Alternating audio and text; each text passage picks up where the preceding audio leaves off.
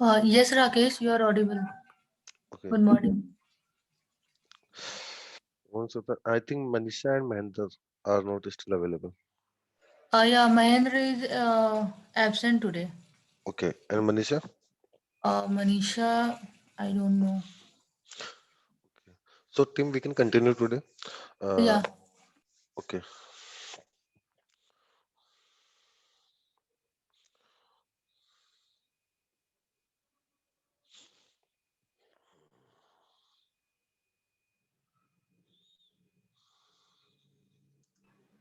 Screen visible है मेरी सबको?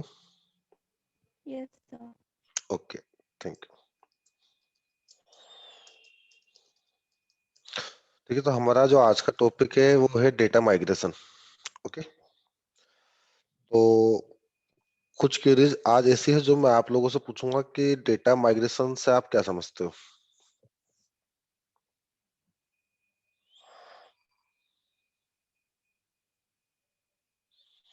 डेटा माइग्रेशन क्या होता है, कुछ आइडिया है आप लोगों को? No, sir. तो ठीक है, अपन डिस्कस करते हैं सिंपल लैंग्वेज के अंदर कि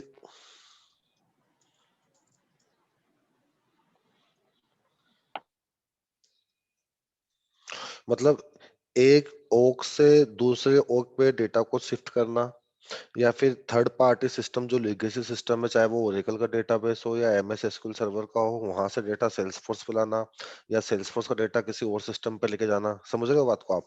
जैसे अपने पास रिक्वायरमेंट आती है, जब अपन आईटी में रियल टाइम में काम करते हैं तो कई रिक्वायरमेंट ऐसी आती है जो क्लाइंट ये बोलता है कि हमको अब सेल्सफोर्स पे स्विच करना है और हमारा जो एग्जिस्टिंग बिजनेस का डेटा है उसको भी सेल्सफोर्स पे लेके आना है। तो समझ रहे हो मैं क्या बोल रहा हूँ आपको?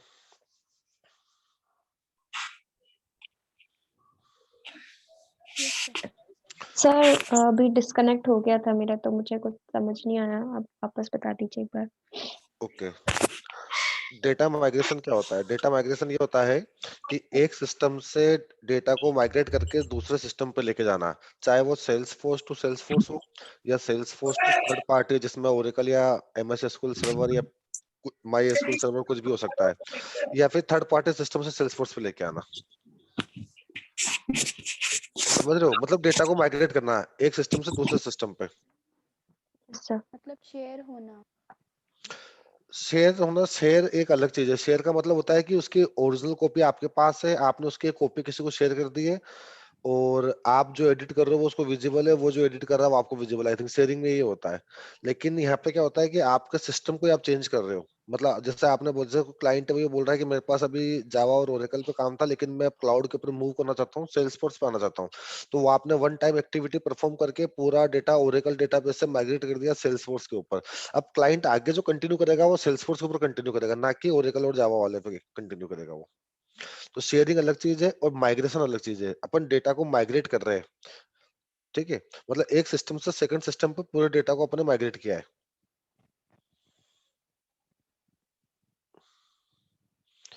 क्लियर है? Yes sir, sir. इस पे एग्जांपल दे सकते हैं क्या आप? हाँ, अभी अपन सारा लाइव एग्जांपल के साथ ही करेंगे। जैसे एक छोटा सा एग्जांपल लेता हूं मैं। अ, मेरे पास कोई एप्लीकेशन है,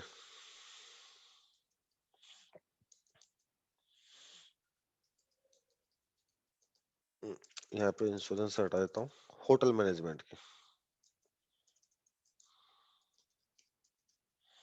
ठीक है? ये एप्लीकेशन मेरी पेज पे थी, डॉटनेट और, ठीक है? एक एप्लीकेशन थी किसी क्लाइंट के पास जो होटल मैनेजमेंट की एप्लीकेशन थी, जो डॉटनेट और एमएस एसक्यूएल सर्वर पे बनी हुई थी, ठीक है? अब उसको क्लाइंट को क्या लगा कि मेरे को चीजें स्विच करनी है। एक्चुअली क्या होता है, जैसे सेल्सफोर्स हमारे को एक सीआरएम देता है, कस्टमर रिलेशनशिप करके, ठीक है ना? तो उसमें क्या होता है, बहुत सारे मल्टीपल बेनिफिट्स है, ठीक है? तो क्लाइंट को ये लगा कि मेरे को अब टेक्नोलॉजी मेरी चेंज करनी चाहिए, मेरे को मार्केट में सेल्सफोर्स क्लाउड के ऊपर आना चाहिए, ठीक है?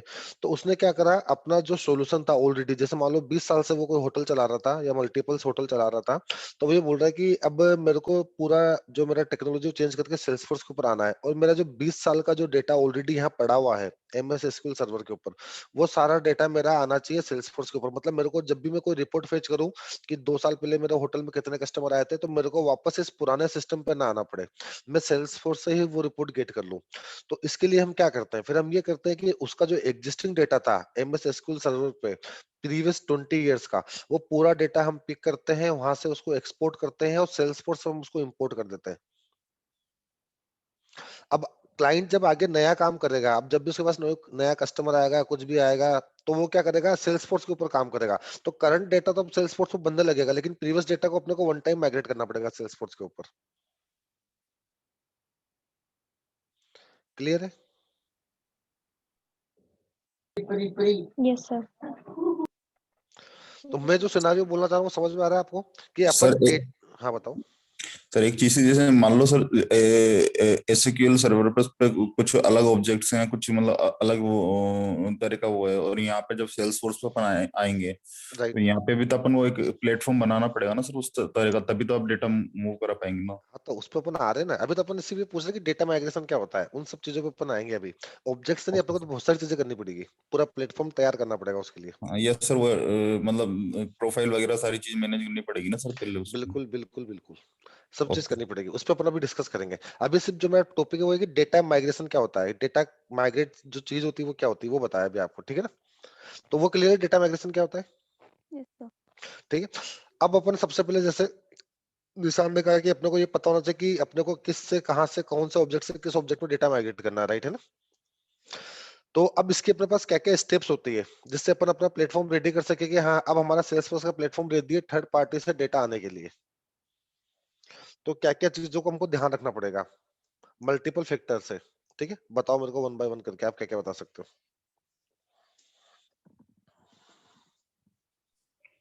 सबसे पहले सर org बनानी पड़ेगी सर एक अपन को। सेल्स फोर्स और क्लाइंट ने आपको एक थर्ड पार्टी सिस्टम दे दिया कि ये मेरा एग्जिस्टिंग सिस्टम है और ये मेरा नया सिस्टम है सेल्स फोर्स, उसका लाइसेंस आपको दे दिया। ठीक है, तो org हमारे पास अवेलेबल है, थर्ड पार्टी सिस्टम हमारे पास अवेलेबल है। ठीक है, तो क्लाइंट से अपने को दोनों चीजों का एसेस चाहिए, सोर्स का भी और डेस्टिनेशन का भी। ठीक है, सोर्स मतलब क्या है, जो थर्ड पार्टी सिस्टम है उसका MS SQL सर्वर, डेस्टिनेशन क्या है जो सेल्स फोर्स है, उसके दोनों के लाइसेंस हमको दे दिए। तो ठीक है, हमारे को दोनों की क्रेडेंशियल चाहिए होंगे, राइट? Yes sir. उसके बाद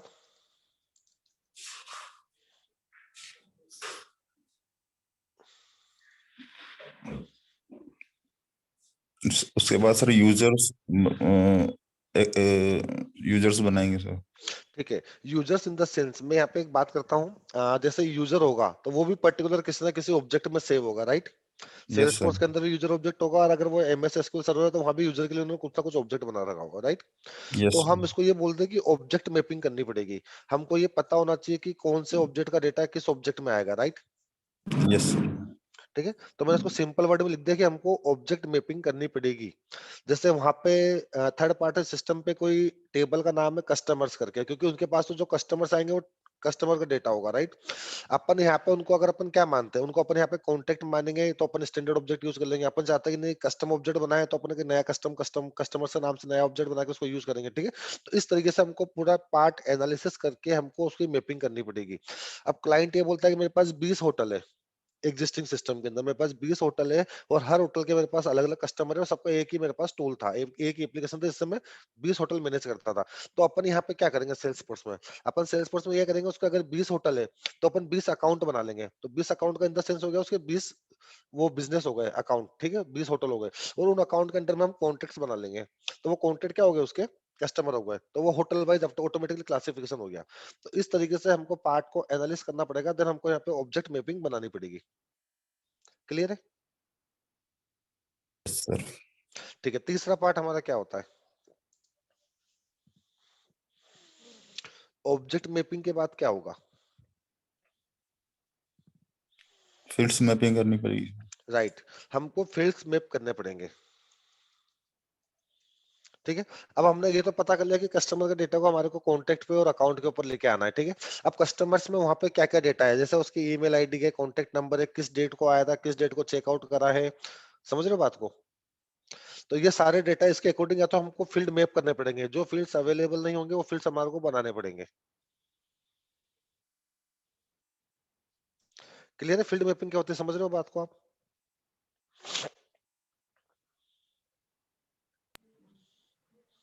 आपका रेस्पॉन्स नहीं आया, आवाज आ रही है मेरी? Yes sir.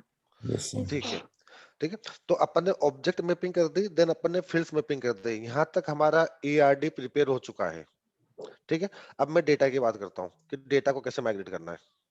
ये भी जो हमारा काम हुआ है वो क्या हुआ, only ERD, entity relationship diagram, जो हमारे को उस एग्जिस्टिंग सिस्टम को रीड करके हमारे को सेल्सफोर्स में बनाना था। ठीक है, अब डेटा के लिए हम क्या क्या करते हैं।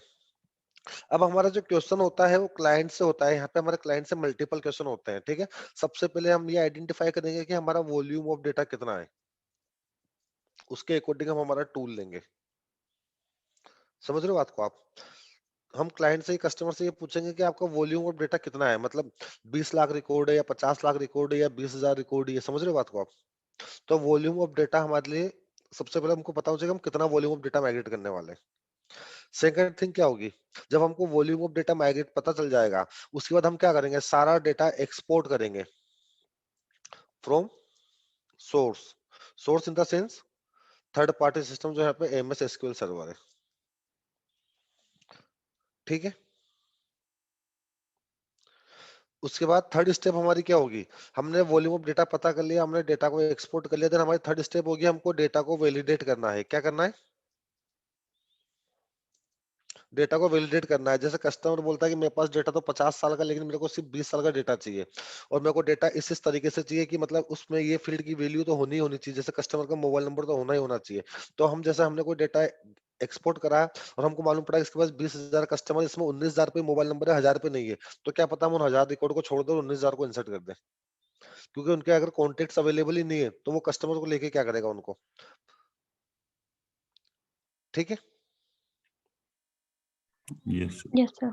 ठीक है। Yes, sir. तो हम डेटा वैलिडेट के लिए बिजनेस हमारे को कंडीशंस बताएगा, बिजनेस रूल्स के अकॉर्डिंग हमको डेटा को वैलिडेट करना है।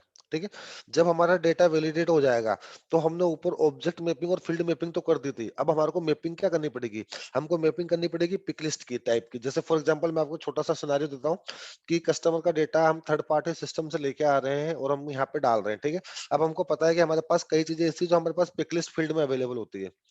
ठीक है, अब वहां पे भी कुछ पिक लिस्ट वैल्यू अलग होगी, यहाँ पे भी कुछ पिक लिस्ट वैल्यू अलग होगी। अब जैसे मान लो, एक छोटा सा सिनेरियो देता हूं मैं आपको कि वहां पे जो थर्ड पार्टी सिस्टम था, वहां पे एक पिक लिस्ट वैल्यू थी कस्टमर टाइप। ठीक है, तो कस्टमर टाइप वहां पे क्या था, वहां पे ये था कि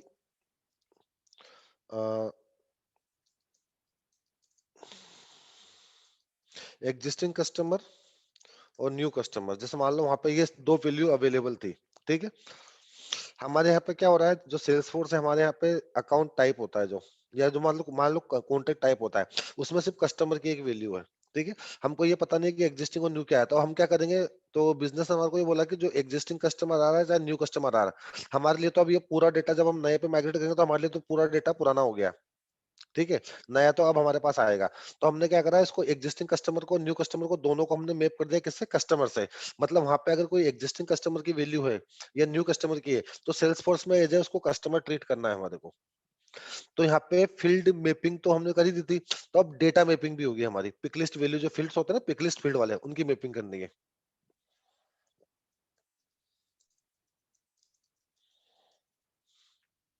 समझ रहे हो मैं क्या बोलना चाह रहा हूँ आपको? Yes sir. ठीक है, वहां से एग्जिस्टिंग डेटा आया, उसमें अगर एग्जिस्टिंग कस्टमर है तो एग्जिस्टिंग कस्टमर को रिप्लेस करके हमको कस्टमर करना पड़ेगा। ठीक है, तो पिकलिस्ट फील्ड की मैपिंग करनी पड़ेगी, उसके बाद और क्या मैपिंग करनी पड़ सकती है हमारे को,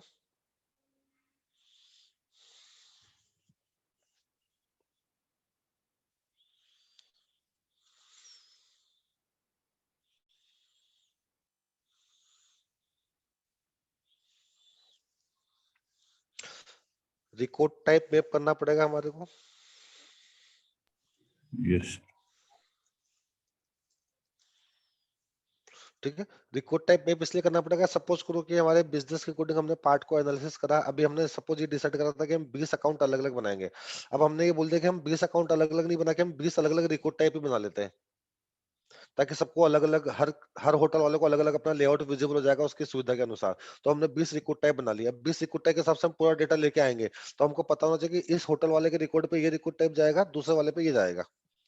ठीक है, अगर कुछ ऐसा हुआ तो हमको रिकॉर्ड टाइप भी मैप करना पड़ेगा। ठीक है,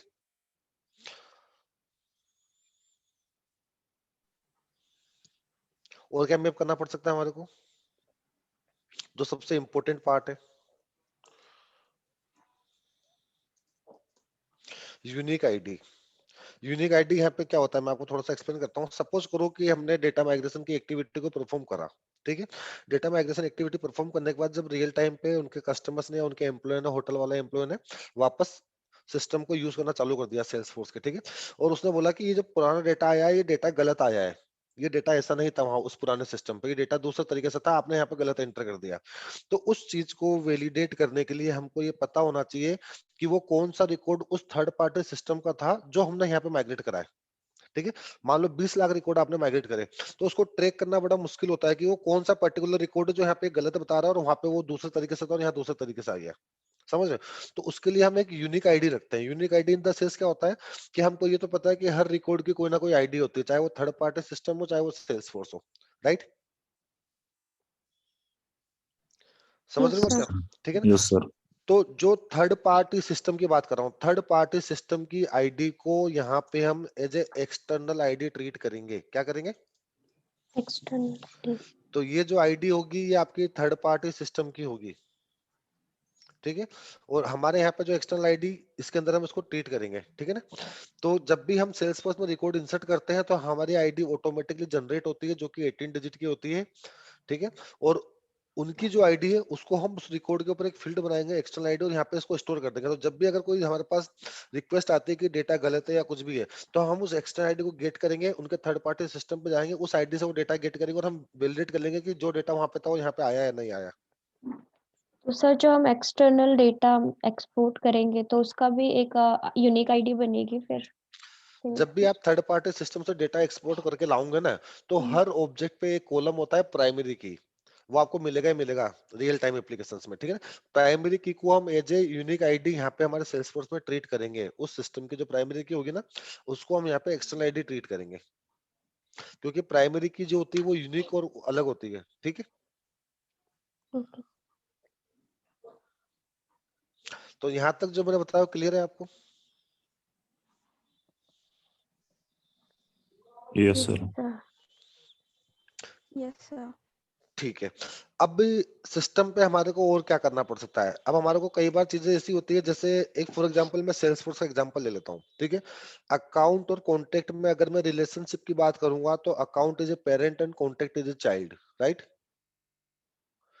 तो ऐसा थर्ड पार्टी सिस्टम पे भी जब उन्होंने ईआरडी डायग्राम बनाया होगा तो ये तो कंफर्म है कि उन्होंने ऑब्जेक्ट को आपस में एक दूसरे से मैप करा हुआ होगा। ठीक है, अब ऑब्जेक्ट को जब वहां पे मैप करा हुआ होगा तो हमको वहां पे उनके ऑब्जेक्ट के हायरार्की को पता करना पड़ेगा कि उनका पेरेंट ऑब्जेक्ट कौन सा है, चाइल्ड ऑब्जेक्ट कौन सा है, कौन से ऑब्जेक्ट को मर्ज करके हम सेल्सफोर्स में डाल रहे हैं और कौन से को हायरार्की मेंटेन करके हम सेल्सफोर्स में डाल रहे हैं। ठीक है, जैसे वहां पे जो ऑब्जेक्ट था वो कस्टमर ऑब्जेक्ट था। ठीक है, वो एक ही ऑब्जेक्ट था कस्टमर के डेटा का, हमने यहाँ पे उसको दो टुकड़ों में तोड़ दिया, अकाउंट और कॉन्टेक्ट में। और वहां पे कुछ ऐसे डेटा थे जो चार ऑब्जेक्ट में थे, उसको हमने मर्ज करके यहाँ पे दो ऑब्जेक्ट में लिया है। ठीक है, तो हमको ऑब्जेक्ट की हायरार्की भी पता होनी चाहिए। तो और ऑब्जेक्ट की हायरार्की को हमको मेंटेन भी करना पड़ेगा। अगर पेरेंट और चाइल्ड की हायरार्की हमारे पास आ रही है तो पहले पेरेंट इंसर्ट होगा, पेरेंट की आईडी गेट करके फिर हम चाइल्ड को इंसर्ट करेंगे। इसका रियल टाइम सिनेरियो भी आपको इसी सेशन में दूंगा मैं, कि पेरेंट की और चाइल्ड की हायरार्की को कैसे मेंटेन करा जाता है। क्लियर है? यस मेरा सर। यस मेरा क्वेश्चन सर। समझ रहे हो ना मैं क्या बोल रहा हूँ? Yes sir. पेरेंट पहले आया उसके बाद ही कॉन्टेक्ट और चाइल्ड हाँ, आता है। ठीक है ना, तो रिलेशनशिप मेंटेन करना है अपने को। ठीक है, तो अभी तक अपन ने जो बात पढ़ी थी वही पढ़ी थी कि हमको पहले ऑब्जेक्ट मैप करना था, फिर हमारे को फील्ड मैप करना था, वॉल्यूम ऑफ डेटा हमको पता चल गया, एक्सपोर्ट फ्रॉम सोर्स हमने कर लिया, डेटा को वैलिडेट कर लिया, सारी मैपिंग जो हमको करनी थी डेटा की मैपिंग वो कर चुके हैं, यूनिक आईडी हम बना चुके हैं, रिलेशनशिप मेंटेन करना है हमने, उसके अकॉर्डिंग फाइल बना ली है। अब हमारा काम है सिस्टम के अंदर डेटा को इंसर्ट करना। ठीक है,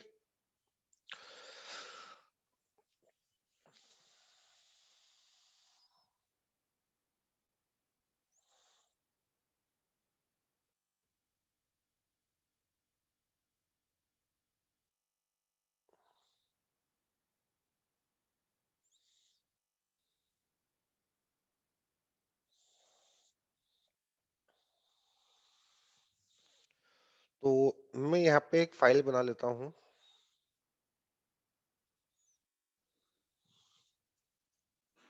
एक छोटा सा एग्जांपल ले लेते हैं अपन, है ना। ये एक कस्टमर फाइल है जो हमारे पास थर्ड पार्टी सिस्टम से आई है। समझ रहे हो मैं क्या बोलना चाहता हूँ? ठीक है। Yes sir.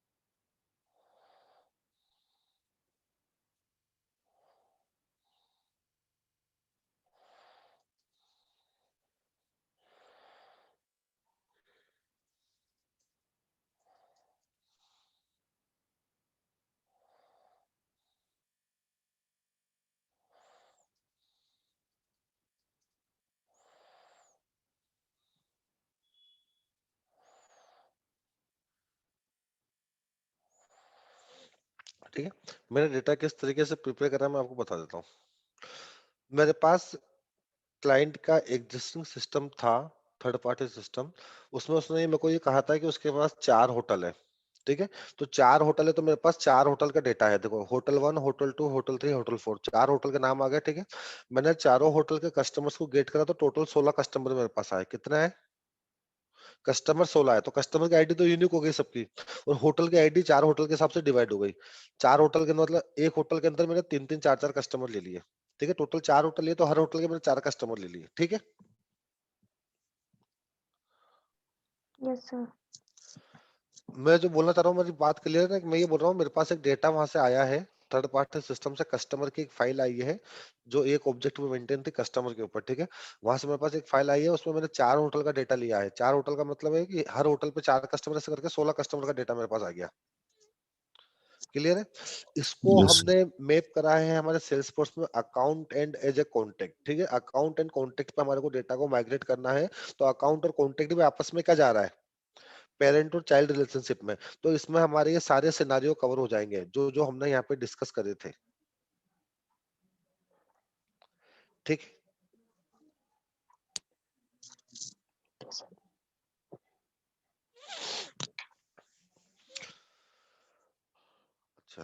अब आप मेरे को ये बता सकते हो कि जब हम डेटा को मेंटेन करते हैं, जैसे पेरेंट और चाइल्ड रिलेशनशिप लगाना है या पिक लिस्ट वैल्यू को अपडेट करना है, तो हम कैसे करेंगे? कुछ आइडिया है? वी लुकअप आपने कुछ वर्ड सुना होगा।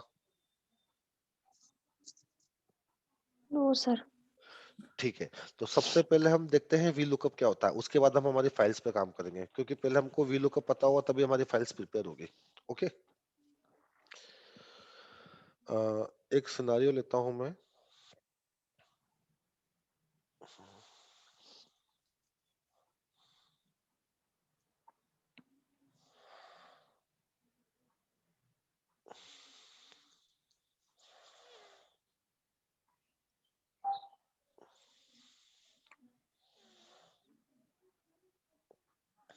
मेरे को अकाउंट टाइप के ऊपर वैल्यूज इंसर्ट करनी है। ठीक है। ये मेरी फाइल थी। यहाँ पे मैंने एक फील्ड और ले लिया टाइप, ठीक है। और ये मेरी एग्जिस्टिंग सिस्टम पे एक टाइप फील्ड था जहां पे मेरे पास दो वैल्यू थी, न्यू कस्टमर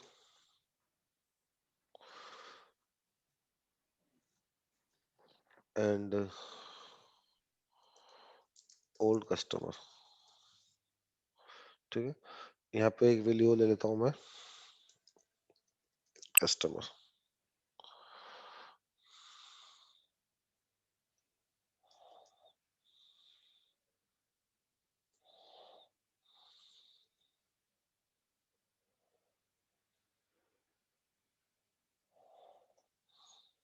ठीक है, मेरे पास जब फाइल आई तो मेरे पास वहां पे से टाइप में डिफरेंट डिफरेंट वैल्यू आए थे कि ये न्यू कस्टमर है, ये ओल्ड कस्टमर है, ये कस्टमर है, ठीक है। अब जब मैं इस अकाउंट के ऊपर इस टाइप को इंसर्ट करने वाला था तो मेरे को पता चला कि ये पिक लिस्ट वैल्यू मेरे पास अकाउंट पे अवेलेबल नहीं है। मेरे पास तो अकाउंट पे जो वैल्यू अवेलेबल है वो ये है, कस्टमर डायरेक्ट, कस्टमर चैनल, इस तरीके से वैल्यू है, राइट। Yes sir. समझ रहे हो बात को आप?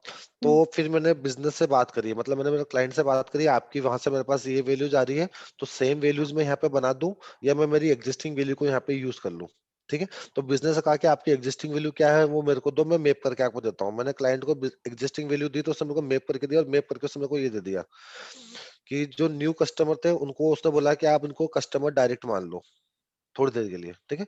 इनको कस्टमर डायरेक्ट मान लो, जो ओल्ड कस्टमर थे उनको आप कस्टमर चैनल मान लो, ठीक है।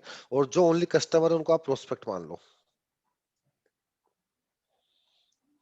ठीक है। ये मेरे को उसने वैल्यू मैप करके दी है।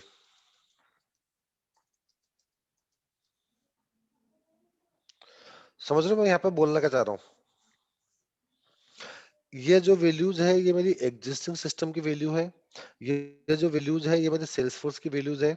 मैंने कस्टमर को क्वेरी रेज करी थी कि मेरे पास एग्जिस्टिंग पे ये वैल्यू है, आपकी वैल्यू वहां से ये आ रही है, तो मैंने उससे दो क्वेश्चन पूछे थे कि सेम वैल्यू में मेरी पिक लिस्ट में ऐड कर दूं या उनको मैप कर दूं। उसने कहा कि आपकी पुरानी वैल्यू दो, और उसने मेरे को मैप करके दिया। उसने ये बोला कि आप न्यू कस्टमर को रिप्लेस कर दो कस्टमर डायरेक्ट से, ओल्ड कस्टमर को रिप्लेस कर दो कस्टमर चैनल से, और कस्टमर को रिप्लेस कर दो प्रोस्पेक्ट से।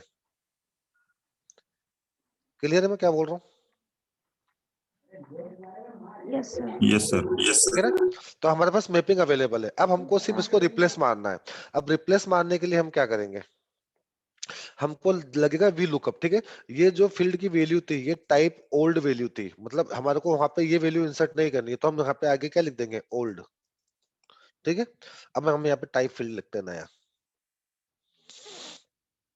वी लुकअप क्या काम करता है, वी लुकअप एक एमएस एक्सेल का एक फॉर्मूला है जो हमको ये कंडीशन देता है कि आप किसी पर्टिकुलर वैल्यू के मैप पे आप वैल्यू की यहाँ पे मैपिंग कर सकते हो, ठीक है। तो फॉर्मूला कैसे बनाता है, अब मेरी चीज को यहाँ पे आपने गौर से नोट करना है ना। मैंने इक्वल टू लिखा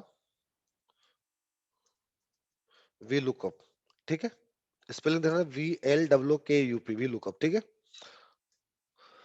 अब मेरे को ये कंपेयर करना है कि यहाँ इस वाली सीट में कौन सी वैल्यू जो मैं कंपेयर करूंगा, इस वाली सीट में वैल्यू है जी, कौन सी है, जी कॉलम की,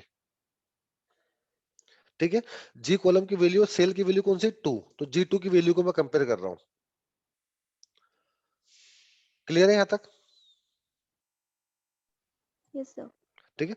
मैंने लगाया कोमा, इसके इस मेथड के 4 पैरामीटर होते हैं वी लुकअप के, ठीक है ना। G2 कोमा, सेकंड में हमको डालनी है रेंज, क्या डालनी है कि रेंज। अब हमको इस G2 को कंपेयर किस रेंज के अंदर करना है, तो हम सीधे सीट 3 के ऊपर आएंगे, सॉरी सीट 2 के ऊपर आएंगे, और हमने ये रेंज ले ली A1 से लेके B4 तक, ठीक है। मतलब वहां की G2 वैल्यू को हमको यहाँ पे कंपेयर करना था A1 से लेके B4 के बीच में, ठीक है। हमने लगाया कोमा वापस, ठीक है। कंपेयर करने के बाद हमारे को क्या है, हमने जैसे वैल्यू को कंपेयर करा तो वो कंपेयर होने के बाद हमको प्रिंट कौन सी वैल्यू करनी है, हमको प्रिंट करनी है सेकंड कॉलम की वैल्यू। जैसे इस सीट में कितनी कॉलम है, ए और बी, दो कॉलम है ना, तो हम बी कॉलम को वहां पे प्रिंट करेंगे मैप करने के लिए, तो हमने 2 लिख दिया, 1 और 2 कौन सा कॉलम हमको मैप करना है। देन हमने लिख दिया फॉल्स, फॉल्स का मतलब होता है कि अगर एग्जैक्ट मैप होगा तो ही वहां पे जाएगा, अदरवाइज नहीं जाएगा, ठीक है। अब जब हमने ये हमारा फॉर्मूला यहाँ पे कंप्लीट है, बस हमको अब यहाँ पे लगाना क्या है, डॉलर, क्या लगाना है, डॉलर। जो हमारी रेंज होती है A1 से लेके B4 जो रेंज है उसके आगे डॉलर लगा दो, $A, $1, $B एंड $4। ठीक है, मैंने यहाँ पे एंटर मार दिया। अब देखो यहाँ पे जो न्यू कस्टमर था उसके सामने क्या आ गया, कस्टमर डायरेक्ट। क्यों? क्योंकि उसकी मैपिंग हमारे पास इस तरीके से थी, न्यू कस्टमर की थी कस्टमर डायरेक्ट। अब करना कुछ नहीं है, इस फॉर्मूला को पकड़ के नीचे खींच दो आप, ये मैंने यहाँ पे कर दिया, तो ऑटोमेटिकली मेरी वैल्यू मैप हो गई।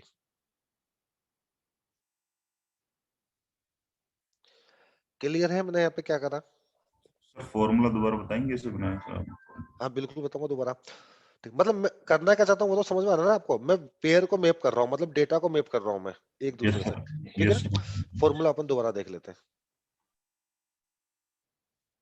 मैंने यहाँ पे फॉर्मूला डिलीट कर दिया। मेरे पास दो सीट थी अलग अलग।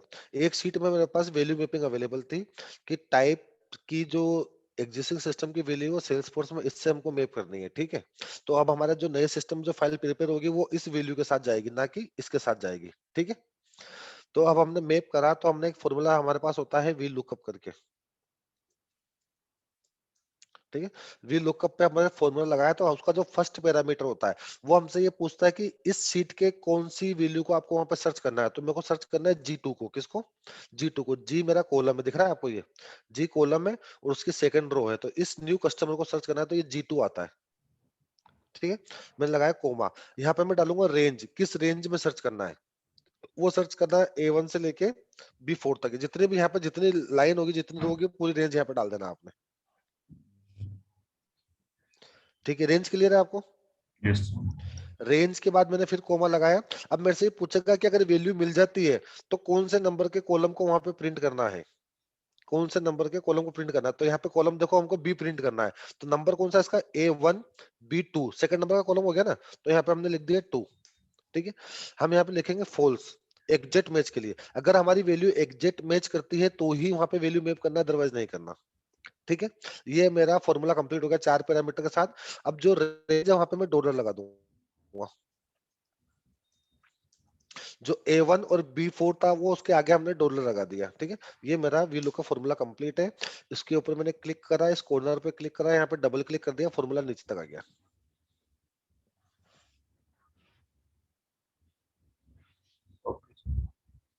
इस फॉर्मूले में प्रॉब्लम है, ये फॉर्मूला अगर आप डेटा माइग्रेशन पे काम करते हो, जैसे कई कंपनी में जॉब होती है डेटा एनालिस्ट की या फिर डेटा एडमिनिस्ट्रेटर की, ठीक है ना, तो we look is a most important formula. इस फॉर्मूले के बिना आप आगे काम ही नहीं कर पाते। Okay sir. ठीक है, तो पूरी टीम को क्लियर है? यहाँ पे कुछ इश्यू तो बताओ मेरे को आप।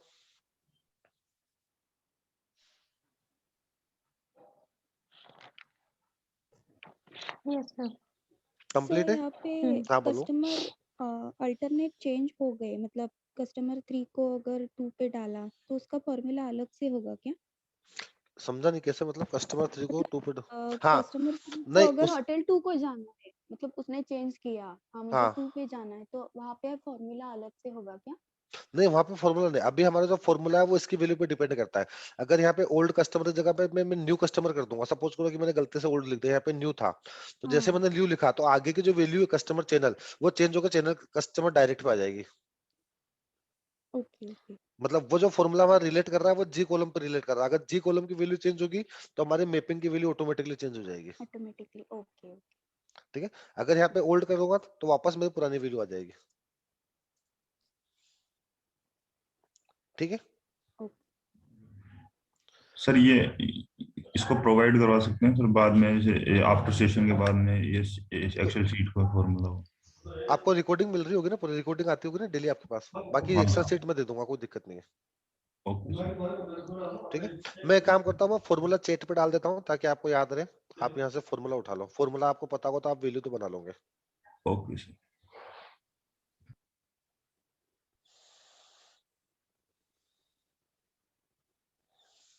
चैट से आप सब कॉपी कर लो इसको।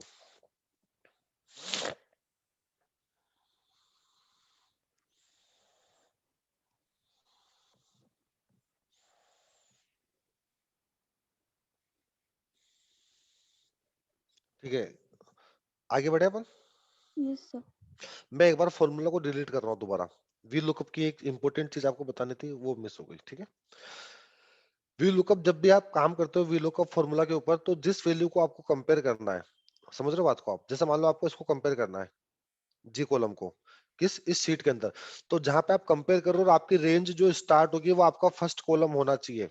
जैसे मान लो मेरे पास यहाँ पे एक कॉलम और था, इसको मैं गार्बेज वैल्यू के नाम से देता हूँ कि ये कोई एक्स्ट्रा कॉलम था जिसकी मेरे को जरूरत नहीं थी, ठीक है।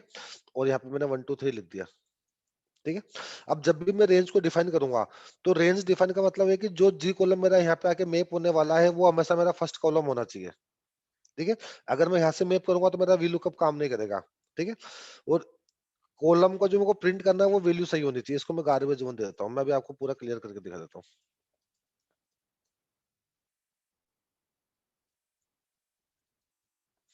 ठीक है। अब मैं दोबारा VLOOKUP बना रहा हूँ, मेरी बात समझना। ये कॉलम मेरे लिए काम का नहीं था, ये कॉलम मेरे लिए काम का नहीं था, मेरे लिए सिर्फ बी और डी 2 कॉलम काम के थे, ठीक है। अब अपन VLOOKUP बनाते हैं दोबारा, इक्वल टू VLOOKUP G2, ठीक है। अब G2 मेरे को पता है कि G की जो रेंज है, ये जो G कॉलम है, इसको मेरे को किस रेंज में सर्च करना है। अब मैं जिस रेंज में सर्च करूंगा ना वहां से मैं स्टार्ट करूंगा इसको। तो मेरे को B से स्टार्ट करना है। कहां से स्टार्ट करना है? B से।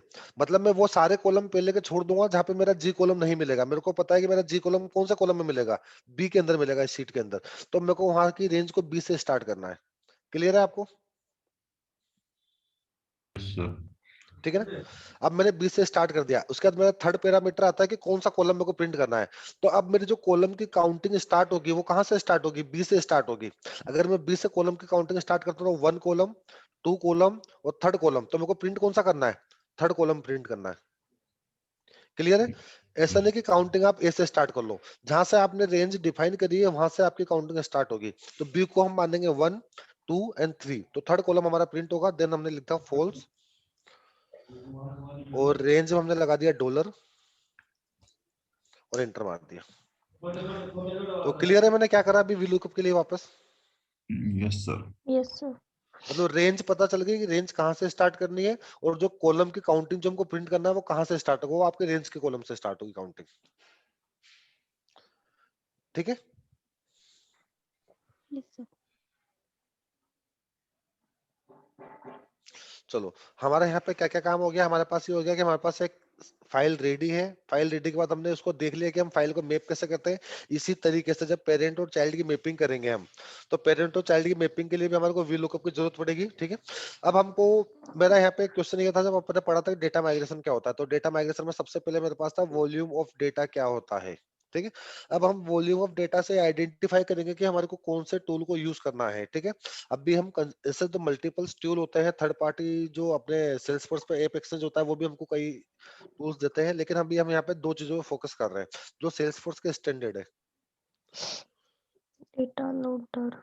Data import wizard and data loader, ठीक है। कभी यूज करा है दोनों को आपने, कभी किसी ने भी? Yes sir. Yes data sir. Input.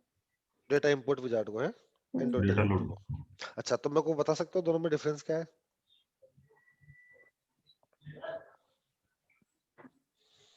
Sir data loader को किया है, डेटा फीचर। डेटा लोडर को रखा हमने, ठीक है। तो सबसे पहले अपन दोनों का डिफरेंस देख लेते हैं, ठीक है ना।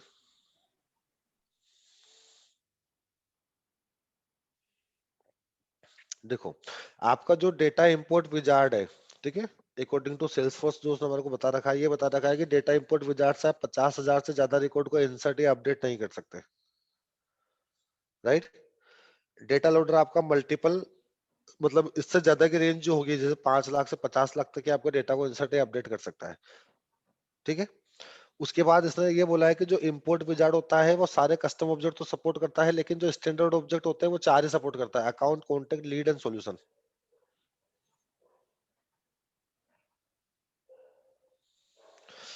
डेटा लोडर जो आपका होता है वो सारे ऑब्जेक्ट सपोर्ट करता है, चाहे वो स्टैंडर्ड हो चाहे वो कस्टम हो, सारे ऑब्जेक्ट आपको देगा। इसमें आपको सारे करंट ऑप्शंस आप परफॉर्म कर सकते हो, क्रिएट, मतलब जो होता है ना, क्रिएट, अपडेट, डिलीट, ठीक है।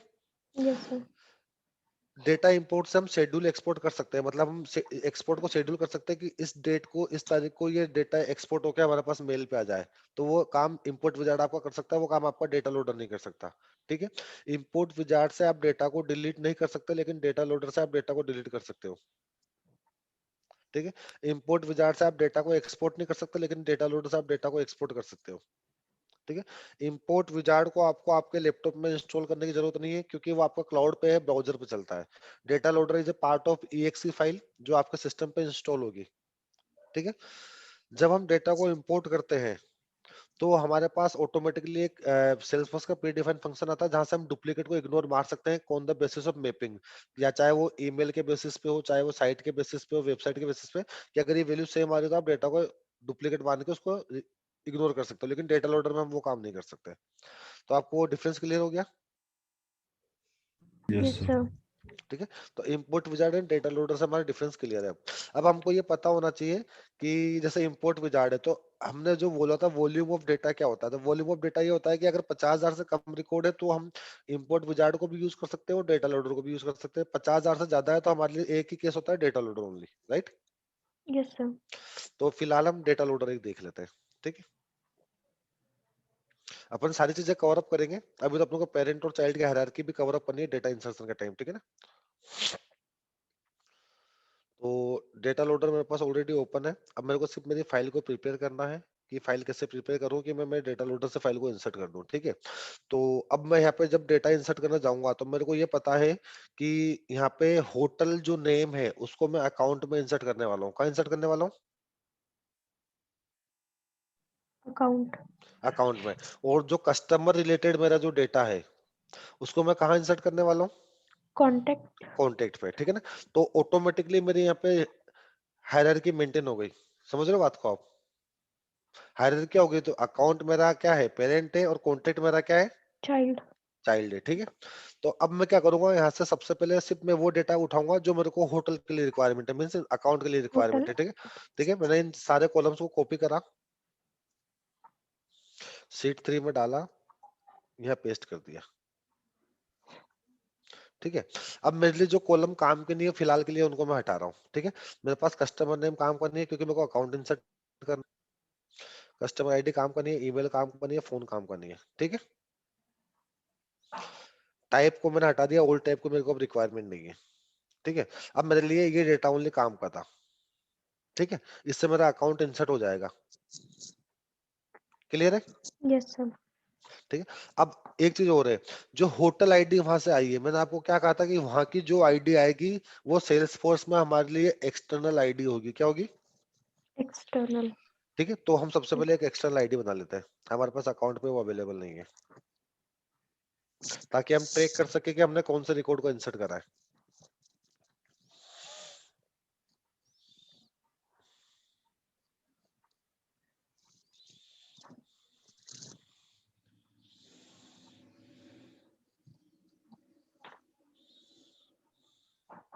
टेक्स्ट टाइप का हमने फील्ड लिया, इसका नाम तो दिया एक्सटर्नल सिस्टम आईडी। लेंथ हमने दे दी 20 कैरेक्टर, एनफ है कि इतनी आईडी होगी, अगर बनी हुई होगी तो यूनिक।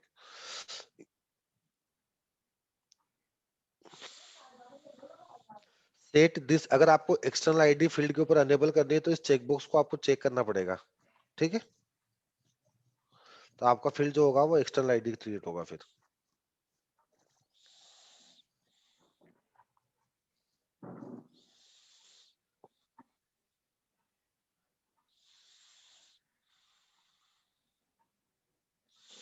आ गया ये एक्सटर्नल आईडी। Yes sir. ठीक है ना। इसका एपीआई नेम कॉपी कर रहा हूँ। अब मैं मेरे कॉलम के ऊपर मैप को कॉपी करूंगा। ठीक है ना। तो होटल आईडी जो है वो मेरे लिए क्या है? External system external. आईडी। ठीक है। और होटल नेम मेरे लिए क्या है? अकाउंट के अकॉर्डिंग नेम में क्या है? नेम। और टाइप मेरा टाइप है। ठीक है। 3 कॉलम मेरे पास हो गए। अच्छा, अब सबसे बड़ी चीज ये है कि यहाँ पे जो मेरे पास डेटा है वो रिपीटेटिव डेटा है। क्या है? रिपीटेटिव है। होटल 1 2 3 4, फिर अगेन वापस रिपीट हो गया 1 2 3 4, मतलब होटल तो 4 ही है, लेकिन डेटा किसके अकॉर्डिंग आ गया? कस्टमर के अकॉर्डिंग। 16 कस्टमर थे इसलिए 16 रो मेरे पास आ गई। अब मेरे को यहाँ से डुप्लीकेट को रिमूव करना है। डुप्लीकेट रिमूव करने के लिए क्या होता है, ये मैं यहाँ पे डेटा में जाऊंगा, रिमूव डुप्लीकेट, सारे कॉलम को एक साथ सिलेक्ट कर लूंगा, सारे कॉलम को जो यूनिकनेस वैल्यू जो होगी वो मेरे पास रुक जाएगी, फिर बाकी सब बढ़ जाएगी। कहीं ना कहीं डिफरेंस आ रहा है लिखने में, डिफरेंस। अच्छा, ये टाइप के बेसिस पे डिफरेंस हो रहा है। ठीक है ना। तो मैं टाइप के बेसिस पे ऐसा करता हूँ,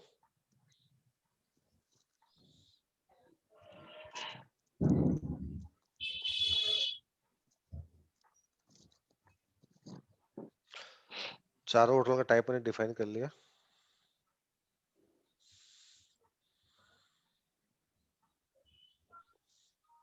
ठीक है, अब मेरे पास 4 वैल्यू यूनिक बच रही है। ठीक है, 4 ही होटल मेरे पास है जिनको मेरे को इंसर्ट करना है। क्लियर है? Yes sir.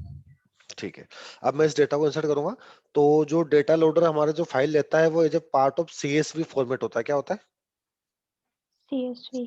ठीक है, तो इस फाइल को हम CSV में कन्वर्ट करते हैं।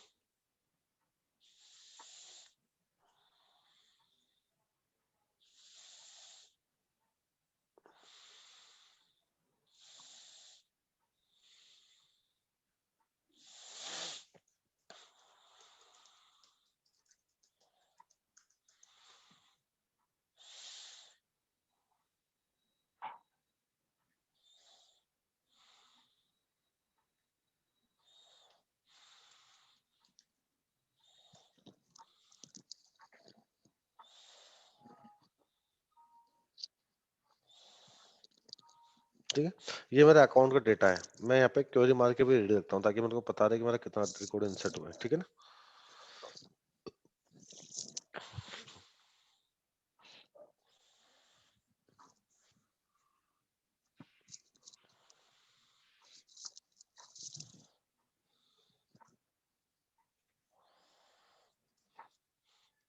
Select ID, name, from, account, where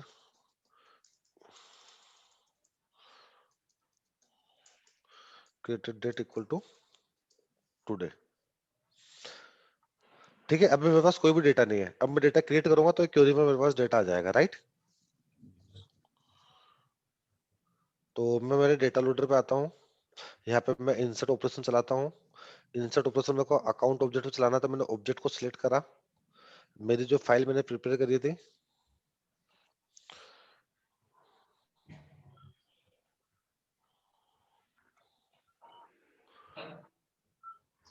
account data CSV को मैंने यहाँ पे सिलेक्ट करा।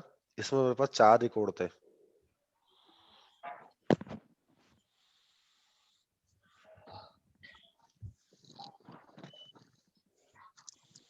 ठीक है, तो your operation will contain 4 records. उसका काउंटिंग मेरे पास यहाँ पे आ गया है। मैंने वैलिडेट कर लिया। यहाँ 4 ही तो ओके करा।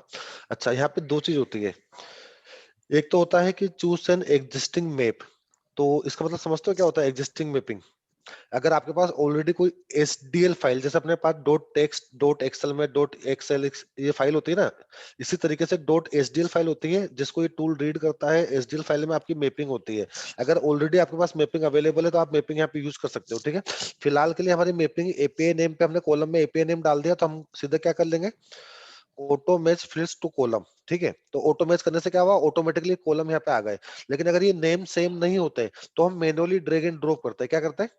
Manually drag and drop. जैसे मान लो बिलिंग सिटी में मेरे को नेम डालना है या टाइप डालना है तो मैं यहाँ पे ड्रैग एंड ड्रॉप करूंगा तो ये ऑटोमेटिकली यहाँ पे फिर मैनुअली ड्रैग एंड ड्रॉप होता है। अगर मैं ये करूंगा तो ऑटोमेटिकली मेरे सारे कॉलम मैप हो गए। ठीक है, क्लियर है?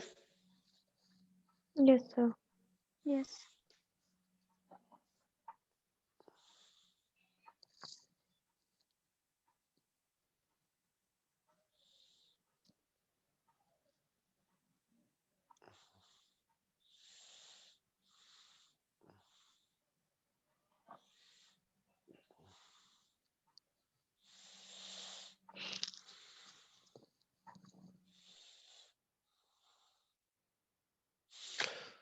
इसकी मैं मैपिंग को सेव कर लेता हूँ। मैंने मैपिंग को सेव करा। डॉट एचडीएल फाइल से मेरी मैपिंग सेव होगी। मैंने एक टाइम डेटा इंसर्ट करा, मैंने मैपिंग को सेव कर लिया। इसका मतलब है कि जब मैं टेस्ट एनवायरनमेंट में डेटा सेट कर रहा हूँ, मैंने मैपिंग को सेव कर लिया। टेस्ट एनवायरनमेंट में मेरे को बीए ने कहा कि आपकी टेस्टिंग हमने कर ली है, सब कुछ ओके है, आपको प्रोडक्शन पे डेटा को माइग्रेट कर दो। तो सेम मैपिंग को हम यूज कर लेते हैं। ठीक है, अब मान लो मैंने मैपिंग फाइल बना ली, तो अब मेरे पास मैपिंग फाइल होती तो मैं मैपिंग फाइल को कैसे यूज करता। मैंने इंसर्ट पे क्लिक करा, अकाउंट पे गया, मैंने मेरी फाइल को सिलेक्ट करा, अकाउंट डेटा CSV, नेक्स्ट करा। 4 रिकॉर्ड इसमें अवेलेबल है। Choose an existing mapping. अभी तो क्या हमारे पास 3 कॉलम, इसलिए हमको पता नहीं चल रहा। एक्चुअली रियल टाइम में जब हम डेटा को इंसर्ट करते हैं तो 100 प्लस कॉलम्स होते हैं। कितने होते हैं? 100 प्लस कॉलम्स होते हैं। वापस बैठ के उनकी mapping banana is time consuming process. तो हम क्या करते हैं, जब हम टेस्ट एनवायरनमेंट पे एक बार मैपिंग बनाते हैं उसको हम सेव कर लेते हैं, देन उसको यहाँ पे यूज कर लेते हैं। जैसे इसको सिलेक्ट करूंगा ऑटोमेटिकली मेरे कॉलम मैप हो जाएंगे। ठीक है, मैंने नेक्स्ट करा, और लोकेशन चेंज कर देता हूँ मैं, ताकि मेरी फाइल का पता चले कहाँ जा रही है।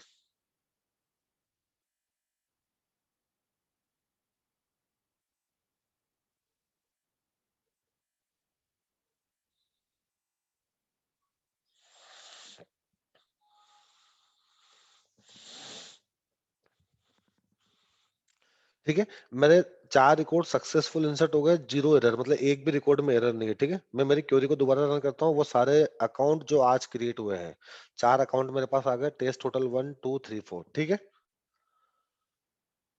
Yes sir. ठीक है। अब हम क्या करेंगे, जब हम डेटा लोडर से काम करते हैं तो हमारे को 2 फाइल हमेशा मिलती है, error file and success file. ठीक है, सक्सेस फाइल यहाँ पे हमारे लिए काम की है, उसका रीजन ये है क्योंकि हमको हायरार्की मेंटेन करनी है पेरेंट और चाइल्ड ऑब्जेक्ट के अंदर। ठीक है, तो हम वापस जाते हैं यहाँ पे हमने हमारी वो सक्सेस फाइल को उठाया, एरर फाइल की हमको जरूरत नहीं है, इसको हमने डिलीट कर दिया क्योंकि कोई भी एरर नहीं थी। सक्सेस फाइल को हमने रीनेम कर लिया।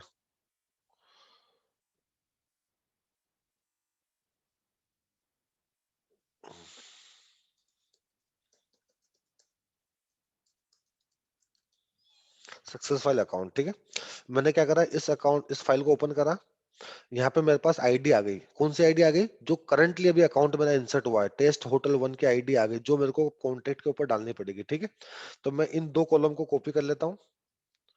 समझ रहे हो मैं क्या बोल रहा हूँ आपको, मैंने 2 कॉलम को कॉपी करा, जहां पे मेरे को न्यू आईडी और एक्सटर्नल आईडी दोनों मिल रही है। इन कॉलम को कॉपी करके मैं मेरी एग्जिस्टिंग फाइल पे वापस आ जाता हूँ।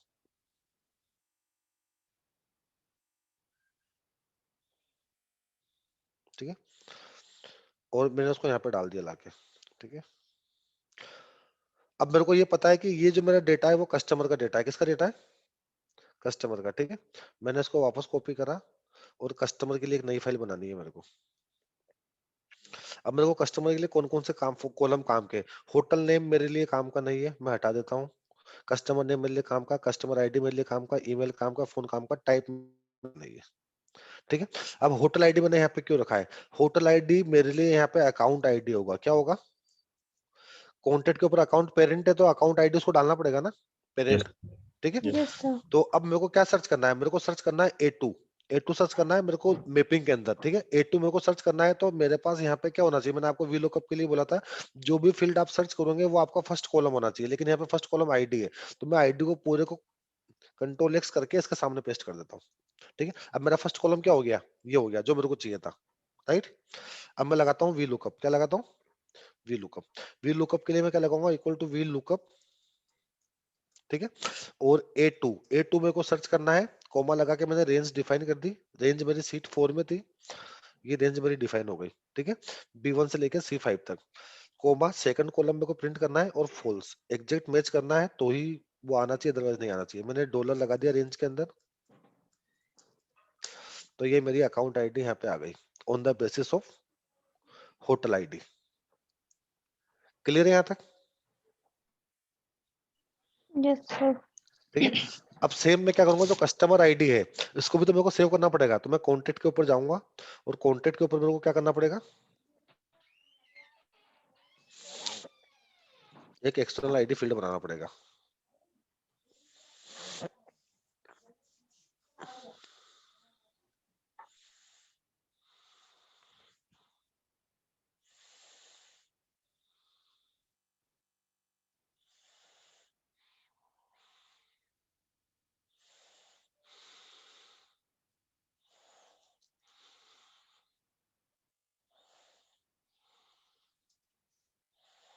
Set this column is external ID, next करा।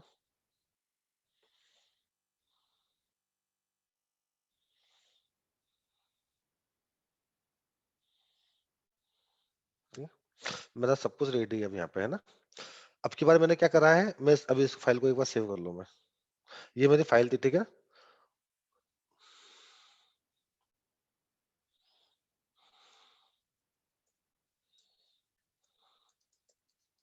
Contact data.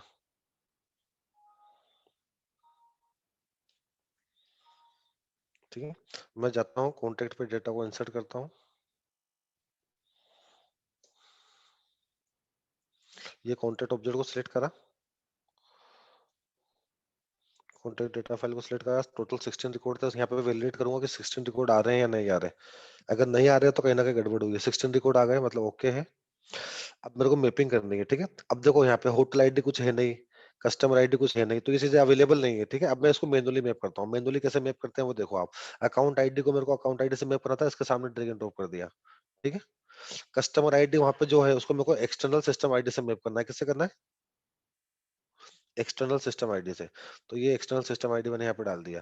कस्टमर जो नेम है इसको मैं लास्ट नेम से मैप कर लेता हूँ। किससे कर लेता हूँ? लास्ट नेम से, क्योंकि कॉन्टेक्ट इंसर्ट करते हैं तब लास्ट नेम मैंडेटरी फील्ड है। अपन इसको ब्रेक नहीं करा, फर्स्ट नेम लास्ट नेम में ब्रेक करना था, जो अपन ने भी करा नहीं, इसलिए ठीक है। ईमेल पे गया, ईमेल को ईमेल से मैप कर दिया। होटल आईडी मेरे को जरूरत नहीं है, यहाँ पे फोन की जरूरत है, फोन को मैं फोन से मैप कर देता हूँ। क्लियर है यहाँ तक? जिसकी मेरे को जरूरत नहीं उसको मैंने ब्लैंक छोड़ दिया, क्योंकि होटल आईडी को मैं क्या मान चुका हूँ? अकाउंट आईडी, और अकाउंट आईडी को मैं मैप कर चुका हूँ। मैं मैपिंग को सेव कर लेता हूँ, contact mapping, okay. Then next.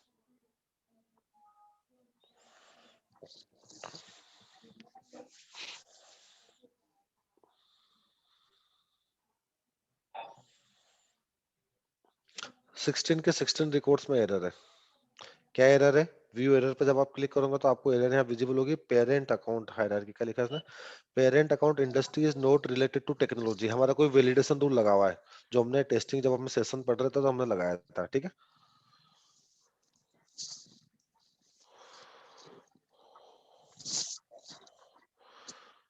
ठीक है, इस वैलिडेशन रूल को फिलहाल के लिए मैं इनएक्टिव कर देता हूँ।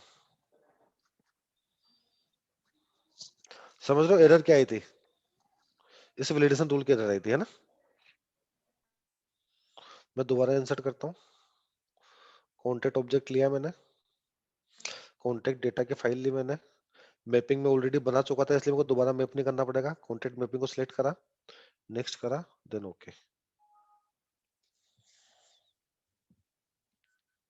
16 के 6 कोड मेरे इंसर्ट हो गए, ठीक है। अब मैं यहाँ पे आपको बताता हूँ, जैसे मान लो मेरे पास एक होटल था, तो इस होटल को मैं ओपन करता हूँ, व्यू इन सेल्सफोर्स। इसमें मेरे पास 4 कस्टमर होने चाहिए, तो वो देखते हैं 4 कस्टमर आए या नहीं आए उस होटल पे। आप देखोगे इस पे 4 कॉन्टेक्ट आ चुके हैं।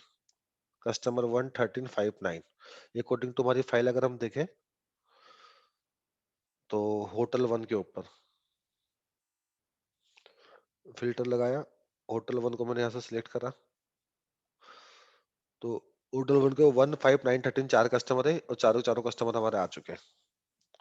तो क्लियर है यहाँ तक? Yes sir. हमने यहाँ पे 2 काम हमारे करके देख लिए डेटा इंसर्शन के अंदर, डेटा माइग्रेशन में। एक तो कि रिलेशनशिप हम कैसे मेंटेन करते हैं, प्लस हम पिकलिस्ट फील्ड की मैपिंग को कैसे करते हैं, यस सर। ठीक है। आपका डेटा इंपोर्ट विजार्ड बाकी है, मॉर्निंग में उसको कंप्लीट करके देन हम आगे नेक्स्ट टॉपिक स्टार्ट करेंगे, ठीक है। अभी तक यहाँ तक जो आज पढ़ा उसमें कोई क्वेरी तो बताओ आप।